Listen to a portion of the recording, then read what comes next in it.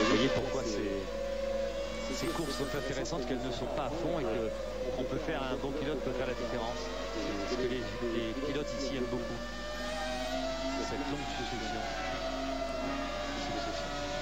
Même si les Japonais ont un peu déçu ici à Suzuka, Jacques, par rapport à leur récente performance de Monza et de Indianapolis. En fait, les performances de Monza c'était très aérodynamique avec des virages très rapides, des longues lignes droites. Attention, attention, on va croiser les doigts dans les tribunes pour Takuma Sato. Takuma Sato. Bah si, il y en a beaucoup. Et encore, il n'y a pas tout là. Les 150 000 spectateurs du Suzuka Circuit, home of Hondaland. Oui, Olivier Takuma Sato en 6e position, un point au championnat. Ça va pas bien. Japonais, ça n'est plus arrivé depuis. Le mec il chante en disant Suzuka quoi. Ouais, ils sont déchaînés. Les 150 000 spectateurs du Suzuka Circuit, home of Hondaland. Oui, Olivier Takuma Sato en 6e position. Ouais, du coup on est en 2 fois. Réduire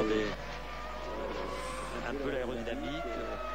Est-ce qu'ils vont faire mettre des... Oui, Jean-Louis. Non, je veux dire, c'est là que la bêtise a été faite. Eh oui. Oui, la bêtise, en fait, c'est l'évolution aussi du temps. Toutes les voitures de tourisme dans lesquelles vous avez pour rouler sur la route sont technologiques. L'automatisation. L'automatisation.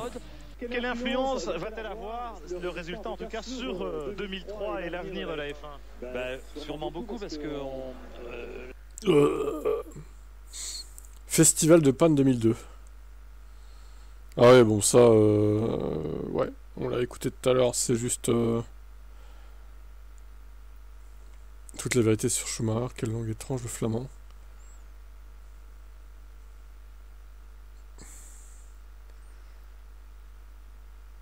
Ouais, on l'a écouté tout à l'heure, on va pas tous refaire. Les Marty de Marquez, ouais, c'est ça. C'est le best-of, quoi. Ok, eh ben on a fini, du coup, 2002. Et donc, il nous reste quoi? Il nous reste... alors, 2005, il y a beaucoup de sens interdits. Ça veut dire que les Grands Prix sont pas dispo. Donc 2003, il y en a, je pense, un peu moins que 2002 pour le coup. Donc là, je pense qu'on en a encore pour une petite heure. Ça dépend combien il y en a exactement, mais... Ouais, on va tabler sur 1h, 1h10, je pense. Je diviserai ça en plusieurs vidéos sur YouTube. Parce que c'est vrai que ça fait long à écouter, 2h et quelques. C'est parti pour Melbourne. Ah bah du coup il y a Melbranc. Ah bah oui. Attends parce que là il y a 2 liens. Ah ouais non c'est bon. Ok. Pour nous commenter cette épreuve, eh bien on retrouve sur place notre nouveau trio, Jacques Lafitte, Jean-Louis Moncet et Christophe Malbranc. Messieurs, bonjour, bon Grand Prix. Oula. On sait pas où on est. On sait pas où on est. Il sait pas où il est Jacques.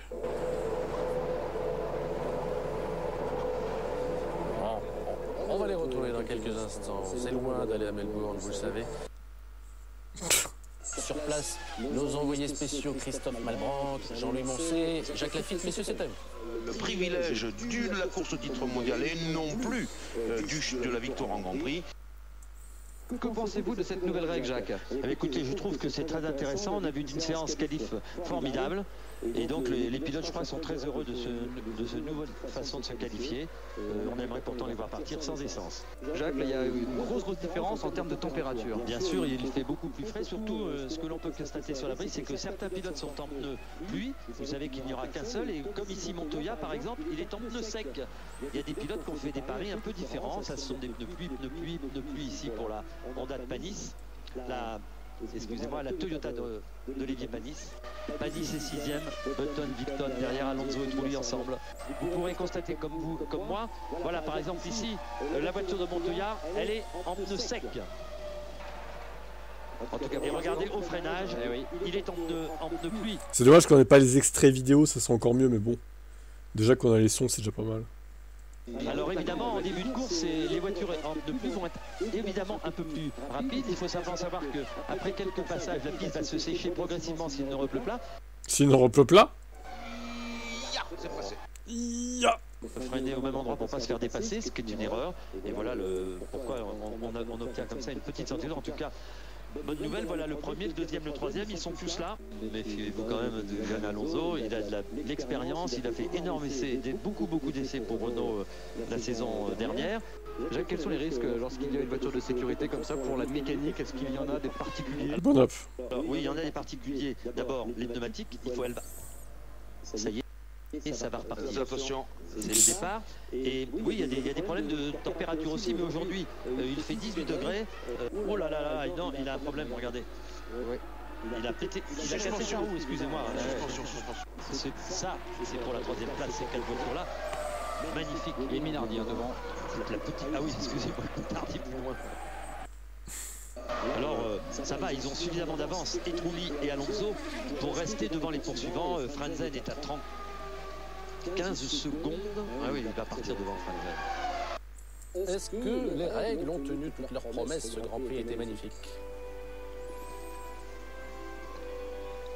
On est sur l'Inman, écossais de David Coulthard, mais oui, les règles, on peut le dire, ont tenu leurs promesses. Oh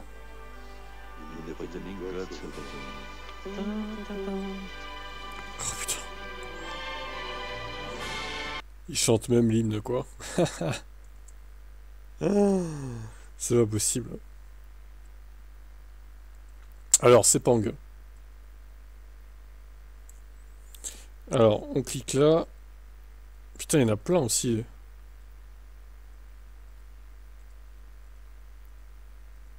Vache. Oula, il y a un crétin qui est parti là. Let's go. La température, 39 degrés sur la piste et 34 l'air dans l'air. Oui, Marc, et puis on vous dira quand même que Renault, on avait un peu critiqué Fabio Briatore à l'époque d'avoir choisi de faire participer aux essais du groupe Isro le matin entre 8h30 et 10h30.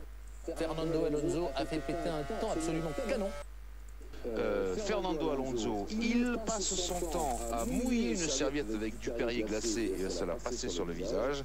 Il est blanc, je vous le dis, il est blanc, il faut dire les choses comme elles sont. Il est extrêmement tendu, comme une peau de tambour.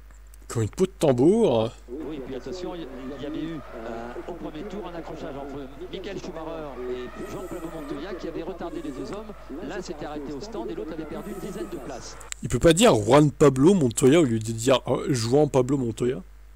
Est-ce vraiment si difficile pour Jacques? Ça me paraît pas compliqué quand même.